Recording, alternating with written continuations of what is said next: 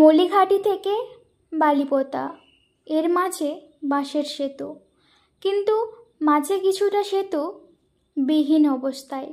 নৌকার সংযোগে সময় সাপেক্ষে যাতায়াতে দুই পাড়ের মানুষদের যাতায়াত ও যাওয়ার আসা নিয়ে আমাদের প্রতিনিধি বিশ্বজিৎ জানা ও আমি সংপাঠে আবৃত্তি। আমি এই মুহূর্তে রয়েছি ডেবরা থানার মলিঘাটিতে, যেখানে ইছামতি নদীর উপর দিয়ে একটা সাঁকো রয়েছে, যে সাঁকোর মধ্য দিয়ে বালিপোতা এবং মলিঘাটির সংযোগস্থল। তো আজকে আমি এখানেই এসেছিলাম বালিপোতা যাওয়ার জন্য।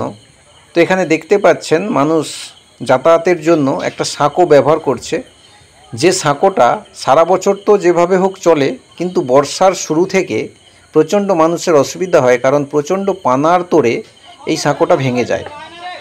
দেখতে পাচ্ছেন সাঁকোর দুদিকের অংশ আছে, কিন্তু মাঝের অংশ সাঁকো নেই, যেখানে নৌকো দিয়ে যাতায়াত করা হয়।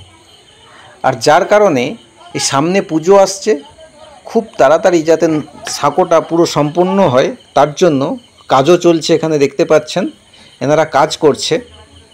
আর এই দিকে প্রতিনিয়ত মানুষরা তাদের যাওয়া আসা করছে ঠিক এইভাবে। তো আমিও গিয়েছিলাম, আর এই জন্য আস্তে আস্তে নৌকোয় উঠে পড়লাম।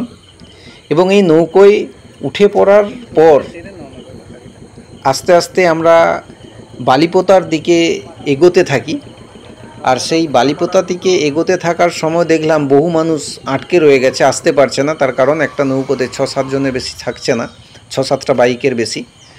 তো আমি এসে গেছি, এটা হচ্ছে আপনার বালিপোতা, যেটা দাসপুর থানার আন্ডারে পড়ে।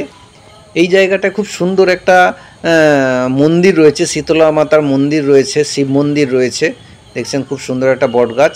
এবং এই জায়গা থেকে এই পরিবেশটাও ভালো লাগছে।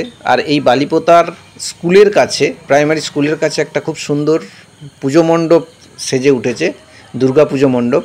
তো অবশ্যই আপনারা এই দুর্গা পুজো মণ্ডপেও আসবেন দেখতে।